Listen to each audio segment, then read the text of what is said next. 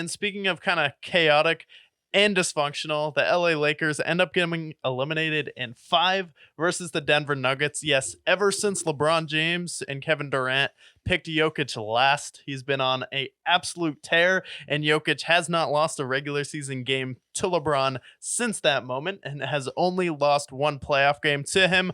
But what happens when the Lakers lose? What happens when a LeBron team loses?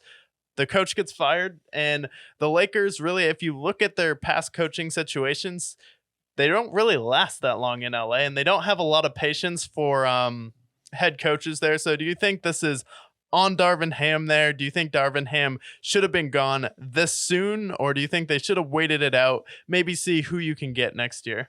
I don't understand why they fired Darvin Ham, because to me, I'm like, okay, last year, the team that was basically AD, LeBron, and then this random G League guy, Austin Reeves, and what he became, ended up being really good for them. And then we're talking about like KCP and some of these other figures. It's like, well, KCP was on the Nuggets. I'm thinking of a couple of other role players. But for me, it's like, I feel like they overachieved last year. And then this year, whether it be injuries or whatnot, I think they ended up living up to their expectations. And I never really felt like they were underperforming with the Lakers. I feel like they were exactly where they should have been. When your number 3 is Austin Reeves, and then your role players are the Gabe Vincents of the world and Roy Hachimura. So I didn't understand this firing to me, because I feel like the Lakers are in a pretty good spot, and Darvin Ham has proven to be a pretty good coach in the NBA. And then the next question for me becomes, who's going to coach them? Because for me, if I'm a head coach, especially when I see what they did to Frank Vogel and Mike Brown and Darvin Ham and Luke Walton, and the list goes on and on and on. For the last decade, we joke about the Panthers and what they've done in the NFL, and the Lakers are a much different situation because the stakes are so much higher. Who the hell wants the Lakers job at this point? You have LeBron James, who's entering his 23rd season, and he's a free agent. We don't even know if he's going to be there by the time you're the head coach. You have Anthony Davis, who you flip a coin, great. You flip a coin, where the hell is he? Any given night. And then your number 3 is Austin Reeves, who you gave $18 million a year to. And at the time, he deserved it. No disrespect to Austin Reeves, big fan. But who in their right mind wants to be the Lakers head coach at this point? This is worse than being the head coach of the Cowboys, or being a head coach of the Yankees, or being the head coach of any of these massive brands. You have all this pressure behind you, but yet your front office is ridiculous at certain points. You think that you can trade Roy Hachimura for Damian Lillard. You think you can trade Gabe Vincent for De'Aaron Fox. But remember how valuable THT used to be? THT, have you heard THT's name ever since then? He's running away in Utah. Yeah. So it's like, who the hell wants to be the Lakers head coach at this point? I thought Darvin Ham did not deserve to get fired by any means.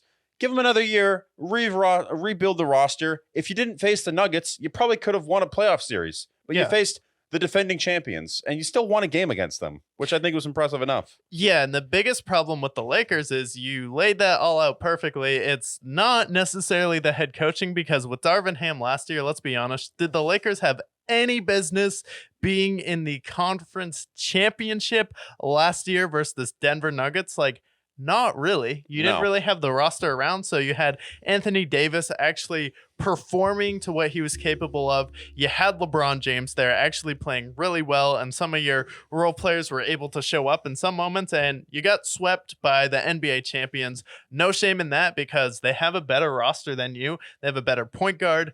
Jokic is better than Anthony Davis, and then Michael Porter and Aaron Gordon pretty much can outplay the entire Lakers bench when you have Rui Hachimura there.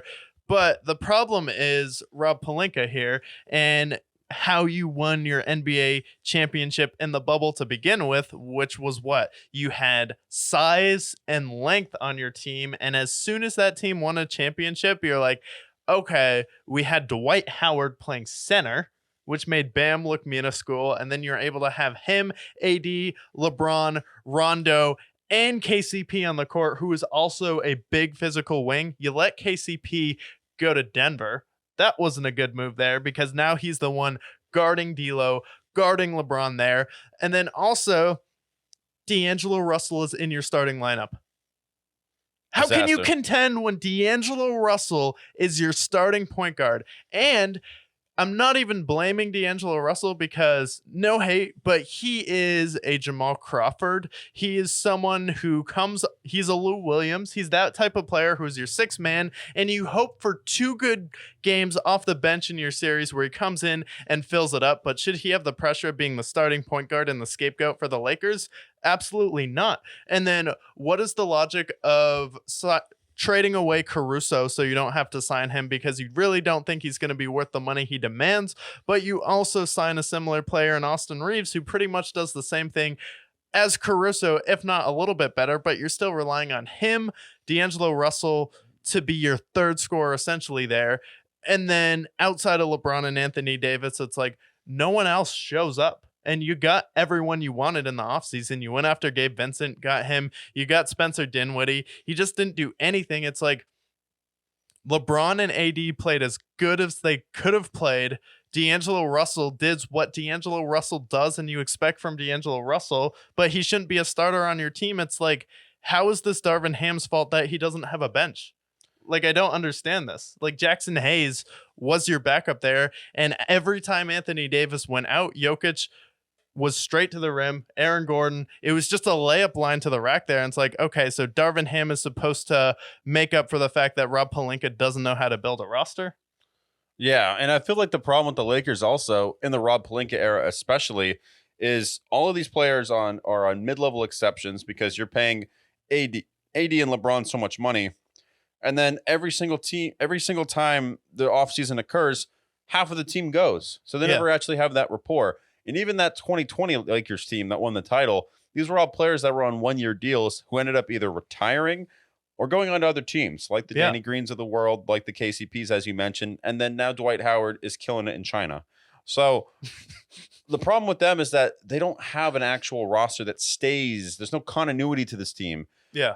But I don't think that falls on Darvin Ham. I think Darvin Ham's going to go somewhere else, whether it be a team like maybe it's the Sixers who are tired of Nick Nurse, or maybe it's another winning team that wants to get another head coach. I think Darvin Ham's going to be exceptional, just like we saw with Tyronn Lue in Cleveland. Like, they're good head coaches, and they just end up just not succeeding in their destinations. It's also like you weren't supposed to beat the Nuggets.